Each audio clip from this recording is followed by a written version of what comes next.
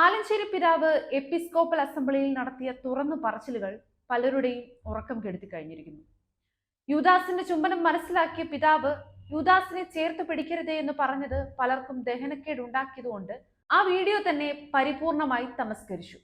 അദ്ദേഹത്തിന്റെ പ്രസംഗം ഒരു വിധത്തിലും പുറത്തു വരരുത് എന്ന് സെന്റ് തോമസ് മൗണ്ടിലെ അധികാരികൾ ഇറക്കിയ തിട്ടൂരം സഭാവിശ്വാസികളെ ഒന്നായി ഞെട്ടിച്ചു. സംസാരിക്കുന്ന ആലഞ്ചേരി പിതാവിനെ ഭയപ്പെട്ടു തുടങ്ങി മറ്റു മെത്രാന്മാരും ചില പുരോഹിതരും.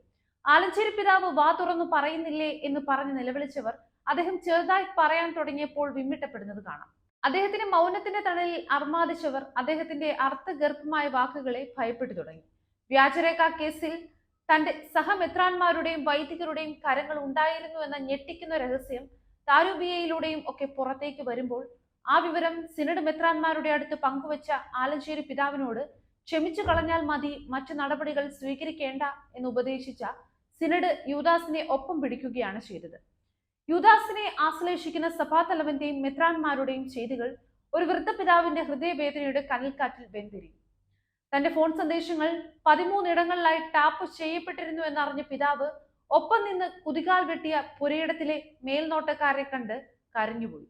അപമാനിക്കാൻ കിട്ടുന്ന അവസരങ്ങളിൽ ഒന്നുപോലും നഷ്ടപ്പെടുത്താതെ വിമത ലോബികൾ പണിയെടുത്തു.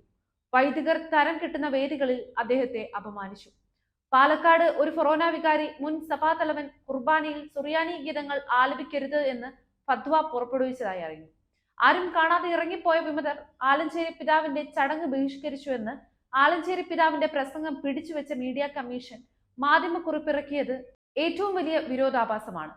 ആലഞ്ചേരി പിതാവിന് ലഭിക്കുന്ന ജനപിന്തുണ ഭയപ്പെടുന്ന ചില പിതാക്കന്മാർ അത് നശിപ്പിക്കാൻ എന്ത് കുതന്ത്രങ്ങളും കാണിക്കും എന്ന് ഈ സംഭവങ്ങൾ വ്യക്തമാക്കുകയാണ്.